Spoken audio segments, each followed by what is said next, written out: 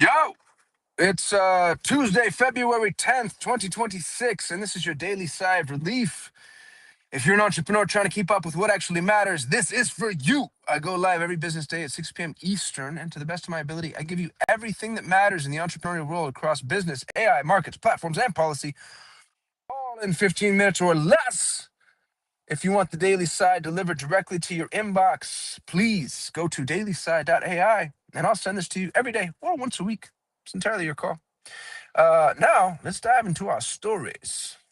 First story comes from Times of India. This is a super interesting one. This is maybe the most aggressive legislation we have seen in regards to AI content yet. And I would fully anticipate a significant number of, I don't know, countries, municipalities, governments following suit. New government IT rules announced February 10th, that's today, it's your Daily Sigh, that platforms like Facebook and Instagram must label AI content. This is a new legal mandate with real penalties for noncompliance, directly affecting any entrepreneur using AI for marketing images, videos, or content. Businesses must immediately audit their content creation workflows to ensure compliance before platforms force disclosure or penalize existing posts. So, we're beginning a global A/B test on consumer trust. AI-generated labels could fundamentally change how authentic or trustworthy a brand appears. This shift indicates governments moves from regulation as a suggestion to regulation as enforcement in the digital space. Here's the real question: how the hell are they going to know? I don't know, y'all. I don't know how many times. I can't count the number of times a day now that I'm like, man, was that AI or was it not? And that's all I see in the comments, incidentally. I don't know if you all feel the same, but all I'm seeing is everybody just questioning whether or not this is AI, this is legitimate. Which it's an interesting ecosystem to be in as a content creator. If I was AI, I'd be a little thinner. My hair wouldn't be as straggly. Such is life. That's how you know it's authentic. Um, Second story comes from Wall Street Journal. Big tech's AI splurge is, quote, bigger than the moon landing and highways. Four U.S. tech giants, Meta, Amazon, Microsoft, and Alphabet, are projected to spend up to $670 billion on AI infrastructure this year alone. As a percentage of GDP, this 2026 spending rivals some of the most momentous capital efforts in U.S. history.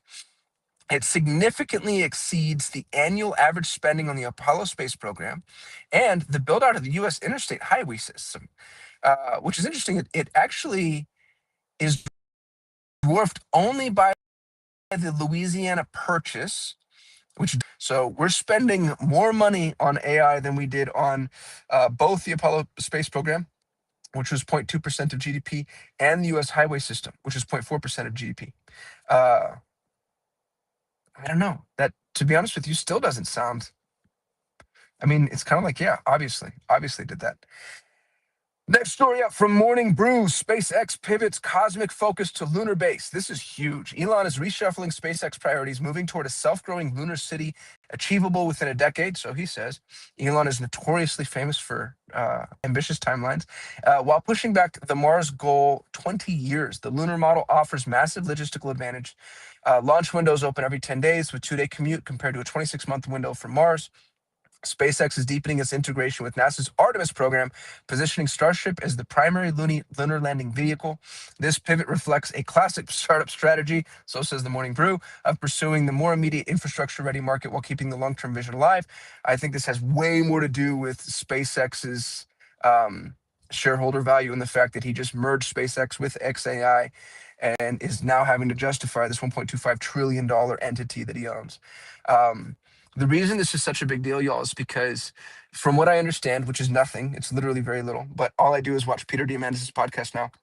The only path to power, the only path to maintainable, feasible power is power that is not inhibited by our gravity. So the way that I would need it explained to me as a toddler, and which is what I asked ChatGPT to do, when we're using the tools that are available to us in order to generate electricity, so much of it is inhibited by the gravitational pull of the earth. And if you take some of these same mechanisms, like just a windmill, if you took a windmill off of earth and put it in space, once the windmill gets going, it doesn't stop. And you could effectively have something like free power forever. which is inhibited by the Earth's gravity, not inhibited in space. Like concept, and then you push that across every level of analysis and every type of power generating mechanism. It's why the space race is so important. It's because AI is compute starved and it's energy starved, and putting power production in space could solve those problems, or if not solve them, attend to them in a way that we're not going to be able to attend to them domestically, let's say. Um, Next story from the rundown: semi-glutide nasal spray. The next biotech gold rush. Chinese biotech firms are developing needle-free nasal spray versions of semi-glutide, with trials expected to finish by 2028. Um, the transition from injectable to non-invasive delivery systems, separation of the GLP-1 market into consumer level utility. Y'all, this GLP-1 thing, I had no idea how big this is going to be. I'm gonna have half of the world on a GLP-1, which is mind blowing and also just terrifying. I'd be really interested if you take a GLP-1. Hit me in the comments. Super curious. Some smaller stories from Bloomberg. AI video startup Runway hits $5.3 billion valuation. If you haven't played with Runway, go check it out. I'd be really interested to see people's response. The generative AI video is a core business tool rather than a novelty, according to Runway. I think the generative AI is amazing within so many things. Grok especially has been extraordinary. My kid plays with Grok. Ferrari taps Joni Ive, I don't know who that is, for first electric supercar. It's come straight from Ferrari, just showing that electric cars are back to dominating the market and the news. This next one's crazy. From Lyft. Lyft launches in cities. Lyft has reversed its ban on unoccupied monitors, allowing teens 13 to 17 to hail rides with parental tracking.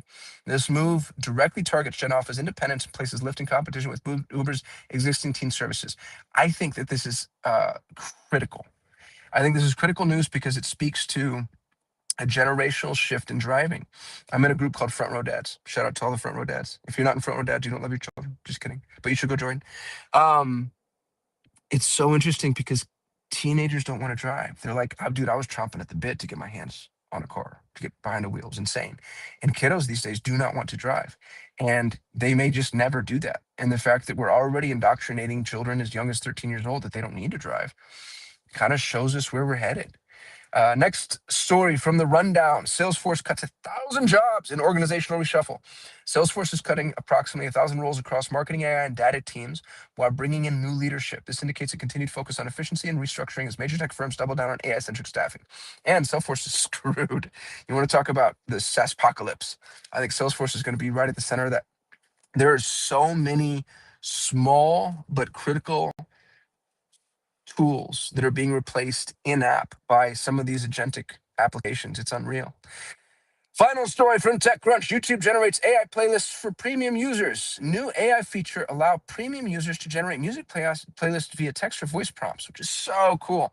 This reflects the ongoing trend of platforms using low-friction AI to increase user retention and engagement.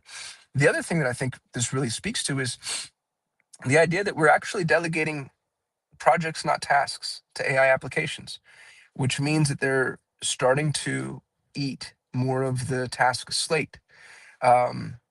That's the collection of my stories for today. If I missed something, hit me up in the comments. Quick plug for something I'm doing. AEO.co, which I own, is merging with Smart Marketer. Shout out to Molly Pittman, Ezra Firestone, Pep, John, the whole rest of the team at Smart Marketer. Super excited to work with y'all. We're looking for 10 guinea pig clients who want to go through the painful process of allowing us to prove concept on our assumption as to what moves the needle from an answer engine perspective. So if you want to be the answer inside of Claude, ChatGPT, Perplexity, Gemini, etc., and then apply. You can find a link to apply on my Facebook channel, Facebook page, Facebook, whatever. And we're only taking 10. So we're looking for 10 guinea pigs. If you want to be one of those guinea pigs, hit me up. Otherwise, if I missed a story that you think I should have touched on, feel free to hit me up in the messenger. If you want the Daily Sigh delivered directly in your inbox, go to dailysigh.ai. Feel free to take a great big deep sigh of relief. Because you are now all the way caught up. And shout out to everybody who joined me live. I see Camilo. What's up, buddy? B Marriage, the Vegas Hair Diva. The Vegas, what a beautiful handle that is. Greg Martin live. Momo Mashimomo. Hey, Momo Mashimomo.